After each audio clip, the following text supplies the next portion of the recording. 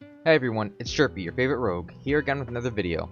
In this video, I'll be bringing you a plus 23 Tyranical Algeth'ar Academy with commentary over it. I'll be explaining pool by pool why we do what we do, how we do what we do, when to use your defensives, when to look for stuns, kicks, and so on. This is a full guide tailored specifically for rogues, but you can get good content and good information out of this no matter what role or spec you are playing. First, I'll go over the talent build, my itemization, the route, and then we'll get on to the run itself. If you like the content, be sure to like and subscribe. Most of my viewers are not subscribed to the channel. It takes 2 seconds, really helps me out. I really appreciate it. Thank you guys so much. Make sure you follow the stream at Chirpy TV, link in the description below. This run was originally aired live on Twitch, so if you want to catch some high-key live action, be sure to drop a follow there too. See you guys soon. So for the talent build here, you can see I took Iron Stomach, Nimble Fingers as my top level area things here. I don't take Shadow Step because I am a firm believer in Grappling Hook. I don't really like playing Shadow Step. A lot of people will play Shadow Step with Boon. I have just used Boon so much without Shadow Step that I've learned all the timings of when I cannot use Boon safely without Shadow Step. So that's that.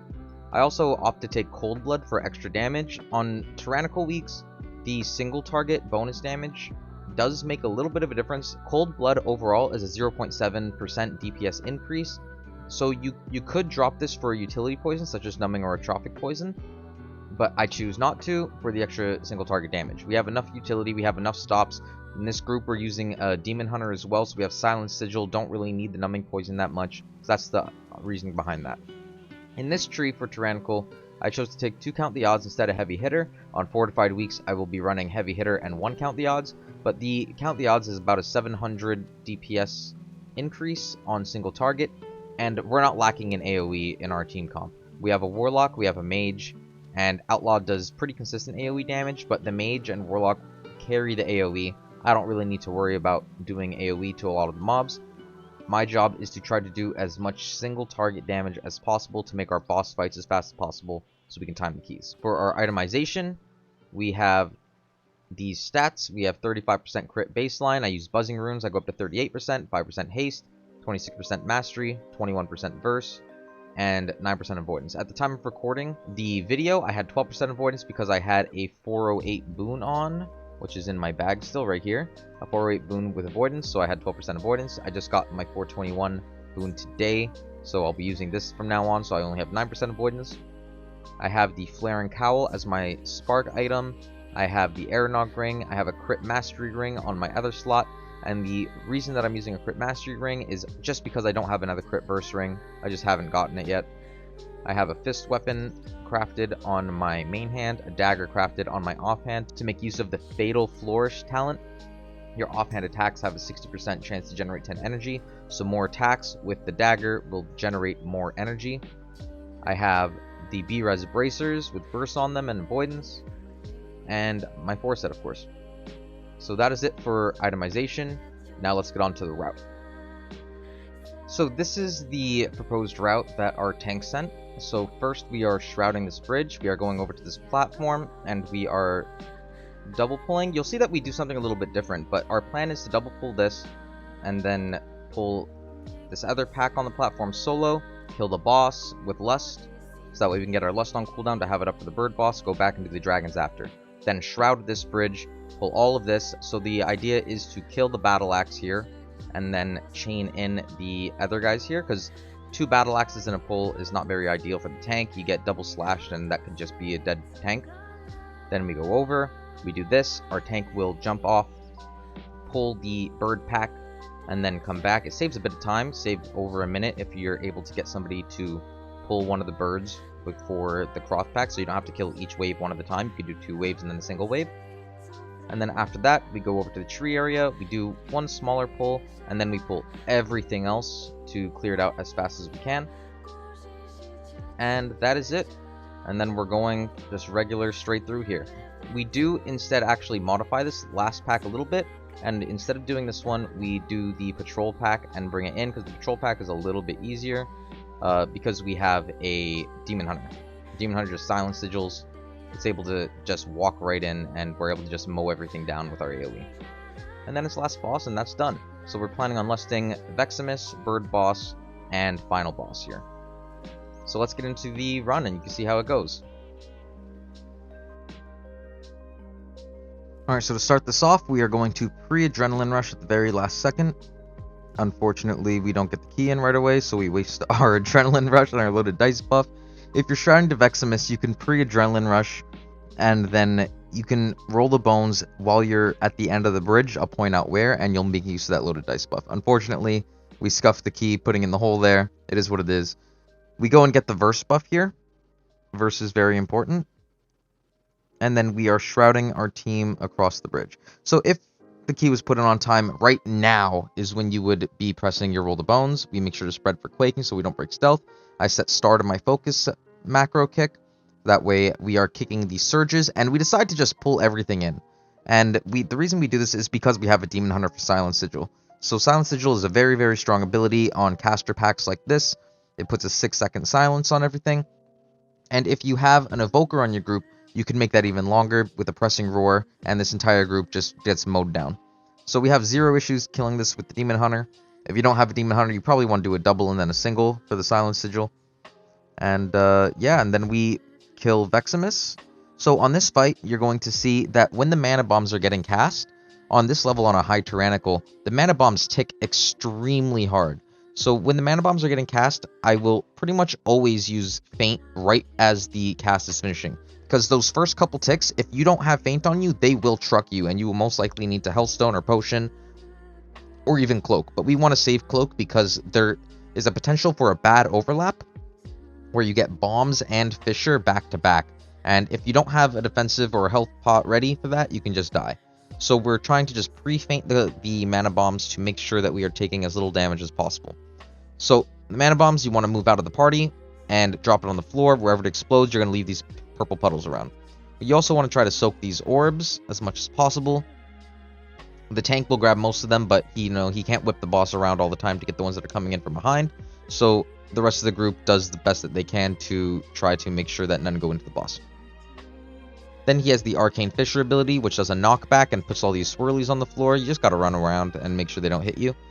It's emulated of the Arcane Rain, which some of the other mobs have. The Scepter casts an Arcane Rain. It's pretty much the same ability. And that is it. We finish off this boss, and we move on. So our initial plan here, after this boss, is to shroud the next bridge. But because we did such a big pull initially, we aren't going to have shroud ready for us after this dragon pack. So we have to end up pulling this next pack, which we planned on shrouding in the first place. So on this pack, the Ravager is your main target. It has the most HP out of all of these mobs, and it does a dash out to a member in range. So what your range can do to make things a little bit easier and take a lot less damage is they can line of sight the Ravager on the stairs that you can see right there. You can line of sight the Ravager dash, and then it just doesn't move, and it just stands there and does its breath, which you need to make sure you don't get hit by the frontal. And this is what I'm talking about right here. We discovered that, oh shit, we don't have Shroud up. So we decided to just kill this pack and skip something else later. In this pack, you need to watch the Scepter for the Mystic Blast.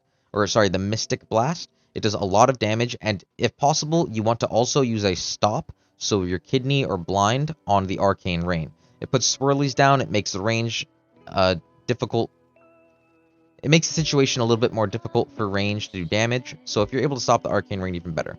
As we go into this pack, I set my focus target to the Scepter again to make sure that we can kick the Mystic Blast. And unfortunately, I was too far to stop the Arcane Rain, so I'm not sure if somebody else got it there, but it's something else that you want to watch.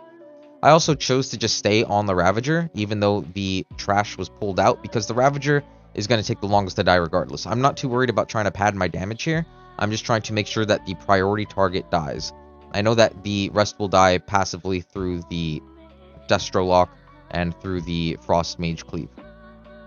So we go ahead and we pull this pack. I'm sitting on the Battle Axe here just to make sure that our tank doesn't get clapped by one of the slashes he does. So we just finish up this pack, and then we are going to move on to the Storm Boy. One thing to note on Spiteful Week, you cannot take the ramp over here, the wind ramp over, while you're in combat. So if you try to take it while you're in combat, you're just going to fall through the floor. So now we are onto the sentry. You need to watch out for those swirlies. As soon as you see the swirlies, you got to move out of the way. Those tornadoes do an insane amount of damage, and it can even one-shot you, even on Tyrannical weeks. And then we're just continuing our single target rotation, trying to kill this guy as fast as possible so we can move on to the bird boss. You can line of sight the big AoE that he does around the pillars there. You could also live on pretty much any key level if you use feint and just make sure your back is up against the wall. If for some reason you do get knocked back off the platform, if you're fast enough, you can use Shadow Step or Grapple Hook back to the platform. The Grapple Hook macro that's included in my macro video and also on the Discord is really, really good for that because it's just a mouse over macro, so no matter where your cursor is, you don't have to do 2 clicks to use your Grapple Hook. You can just Grapple Hook immediately to where your mouse is. So right here you can see our tank is going to pull over the bird pack. So we're pulling this in with the pack that's already on the platform. And as soon as one of the packs dies, it'll automatically summon the other pack. Right here, I ask my tank if he's planting. He says yes, so I know it's safe for me to go pop my boon. I do use cloak as well to make sure that I don't get killed by the gust. It's a little bit difficult to see, but you can see like the white wind outline there on the cones. And then you have to also make sure we get the kicks on the alpha eagles, because they give a big buff to the rest of the eagles if you let that cast go off. And that can make a very dangerous situation for your tank. So now that we killed all of the waves, I'm just purposely trying to farm these spitefuls to get my cooldowns back and trying to keep alacrity up. So I do get a little bit of cooldown return on my adrenaline rush. It's really good. And then we are just continuing with our single target rotation on this guy. If you want to know how to play this build rotational wise, be sure to check out the link in the description. I have the rotational guide for the Count the Odds build linked in there. On this fight, he does a couple of abilities. He has the Overpowering Gust, which is a frontal, and he has the Deafening Screech, which puts a circle around you. You don't want to be stacked with anybody, and it does AoE damage. So you have 2 ways of dealing with this AoE damage. You could use Feint, or you can use Cloak. So each time that the Screech comes out, it does progressively more damage than the last time that it went out. So I start using Feint at the 3rd stack to make sure that my cheat doesn't pop and make sure I can stay healthy.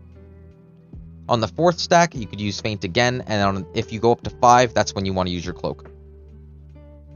So right here, we put the balls in, and you have a 10-second damage window to get as much in as you can. He takes increased damage for the first 10 seconds that you put the first 3 fireballs in. Then we're starting to get the haste balls ready, because you don't want to ever go up past 4 stacks on the 2nd phase, because the damage just gets too high, and not every class has ways to live going up to 4 stacks again. So as a rogue, we are very lucky that we have Feint. We can live pretty much every single time just using Feint, but not every class has that privilege. We do lose our mage here, unfortunately, but we have a B-res, so we get him up.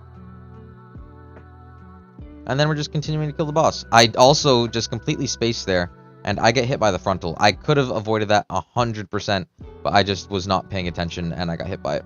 We also lost our healer in the same breath, so that was unfortunate. We have a battle res pending for him, and he's debating whether to take it or not, because it looks like we're going to kill the boss. But he ends up declining it because the boss is dead, and we are good to go. He's going to release here, because we have no reses, and he's going to have to stealth back.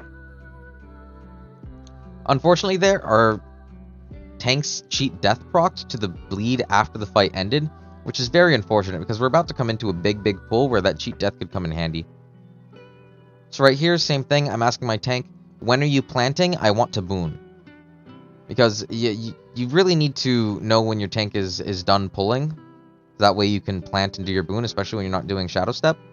So right here, I time it for within the detonation seeds, so you want to go after the detonation seeds go off, immediately after, and then it's usually a safe time for boon. I do cloak preemptively though, because I do see the swirlies come out while I'm still in boon. I think I could have moved out in time, but I didn't want to take the chance. I don't need cloak for the next little while, so I send it just to be safe. And then here we're trying to make sure that we're staying in proximity of as many adds as possible for our Blade Flurry to hit as many adds as possible, while also dodging the detonation seeds. Those swirlies will disorient you for a couple seconds if you get hit by them, and that could lead to getting hit by another swirly or even just a one-shot death if you're not fully topped up. On fortified weeks, they do one-shot, and you really have to try your best to just not get hit by those. It could be a very bad time if you do. And then I'm killing the spiteful, just always trying to farm my cooldowns back. Here we are avoiding this other 3 skitterfly pack, and we're pulling the boss. So during this boss, you want to try to get as much damage on this tree as possible while also cleaving down the adds. During this germinate, we rotate clockwise around the boss, and then we want to try to kill as many of these seeds as possible before the next germinate. We decide to focus the branch down. It's very important to kill that branch before the burst forth goes off. That way you can cleanse all of the poison bleed stacks that are on you.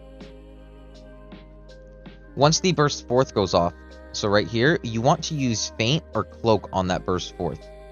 And the reason is, on high Tyranical weeks, that burst forth, if you're not fully topped up, can just one-shot you. So you need to have a defensive for that. It's the only thing that you really take damage from other than the poison tick. So it's very important that you have a defensive for that burst forth. And when he does that as well, as a rogue, we have a responsibility to use tricks on our tank. So tricks weak at aura and macro is really good for that. Also linked in my Discord, and there's a video for my macros as well, so be sure to check that. It's very, very good. You just click the tricks macro and it applies to the tank, so you don't have to worry about mousing over or clicking onto your tank and then pressing tricks. Very good. So here we lose another member, very unfortunate, and now we are trying to focus down this branch again to cleanse our bleed stacks off, because it is not a good time. So we want to try to race to kill that branch before the next germinate, because being in the heal while the germinate is going off can get very, very tricky, very messy, and could lead to some unfortunate circumstances. And here we're just trying to finish off the boss. So we lose our tank, but our warlock has aggro, so he's just trying to kite it out. We do send a panic B-res on the tank there, but it wasn't needed, but no big deal. We just need to play the rest of this clean and we're good to go. A little trick for these Echo Knights: if you fight them at the top of the stairs here, you will get hit, like where I'm standing right now, you will get hit by that whirlwind. As a rogue, though, we have acrobatic strikes and we just outrange them. But if you're standing on the stairs, as long as you stand below the stairs, the whirlwind will not hit you. It cannot process the Z-axis. So you can see I'm like pretty much inside the whirlwind there, and I'm not taking any damage from it. So you want to be below the Echo Knight there, and you'll avoid all the damage from the whirlwinds. So that's just a very useful trick you can use as melee to make sure that you don't take any damage while maximizing your own damage. Right here, we are waiting for the patrol to circle around. It's coming in. And you can see the silence sigil goes out. I think we're pulling it into the room, but he says, nah, we don't need to. So we just fight it right here. I go ahead and pop my boon. So in this pack, because there's no Z-axis and there is the Whirlwind Boys, you want to make sure you have evasion if you're going to boon this, because you can evasion the whirlwinds as well. So that can help keep you alive. Right here, I just kite around the spiteful so I don't get hit. And we are on our way to the last boss. We have 6 minutes left, so all that we have to do is not die, and we will time this key. We have 0 B-reses, so the pressure is on. And right here, there are a couple mechanics. He puts every time you get hit by one of his abilities, he puts this debuff on you. And when you get to 3 stacks of it, it puts a puddle on the floor that summons balls. So see right here, I have an ability on me, and now I have a little stack that has like the bowstring symbol or whatever, and a 2. So that means that on the next ability that I get, it will drop a puddle. I decide to use my cloak and my cloak there to drop the stacks. That way we can try to save as much floor space as possible, which is very important to do on Tyranical weeks. Right there, I do get hit by an orb, and you can see I gained another stack. So now I'm back at 1 stack. So we're just trying to make sure we get hit by as little abilities as possible to keep the floor as clear as possible and keep our reign of being able to walk around anywhere we want to. You could use your feint anytime that you get the circle on you, which you can see on the tank right there. That'll help reduce some of the damage, but I know it's not going to one-shot, so I don't really bother with it too much. Right here we have boon up, but we do not have our cloak up, so it is very risky to use it. You can see right there, I use my feint out in the middle of nowhere just to make sure that I don't get killed. We just had our mage die, so it's just very important that I stay alive now. We don't have a B-res to get him up, so we have 3 minutes on the clock. All we have to do is just survive this rest of this fight. You see already, the floor's starting to get a little crowded. Lots of balls are coming out. And right here, during the suck, I decide this is a good time to use my boon I have cloak up. There's no other abilities coming out. So if you're going to stay in the suck there, you have to use cloak. Otherwise, that is most likely going to be your life that's taken away from you. And that is it. We just continue plugging away at this boss, dodging balls, and we're good to go. This isn't the most mechanically intensive dungeon, but there are a couple things like on the scepters, kicking the Mystic Blasts and stopping the Arcane Rains. They're very important. And that's pretty much it. We made it through the whole dungeon. We had 2 minutes left on the clock. Definitely would have been doable on 24, which we did attempt on the previous run, but we had a couple mishaps happen. So on the 24, on that first pull, we only did the double pack and then a single. So we saw that it was super easy. That's why we decided to do the triple pull as our very first pull instead. Because Tyranical weak, the mobs aren't going to do a lot of damage. We have Silent Sigil, and that's it. So remember, guys, if you like the content, I really appreciate if you like and subscribe. I've dropped guides like this all the time. I'll be dropping more content. I have a new video that's going to be coming out soon on the main mistakes that you're making as an Outlaw rogue. So be sure to check that out if you are interested in improving your gameplay. Thank you guys so much. I'll see you in the next one.